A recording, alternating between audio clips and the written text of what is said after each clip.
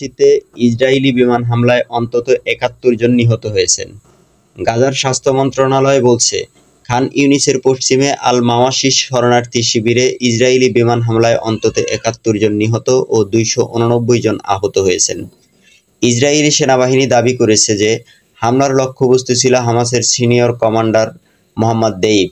Hamas দাবিটিকে মিথ্যা বলে অভিহিত করেছে। হামাস বলেছে, ইসরায়েল দ্বারা পূর্ব ঘোষিত নিরাপদ হিসাবে মনোনীত একটি অঞ্চলে হামলা করে তারা অসহায় বেসামরিক নাগরিকদের হত্যা করেছে। প্রত্যক্ষদর্শীরা বলেছেন, উদ্ধারকর্মী ও স্বাস্থ্যকর্মীরা ঘটনাস্থলে পৌঁছানোর সাথে সাথে ইসরায়েলি বাহিনী তাদের লক্ষ্যবস্তু করে।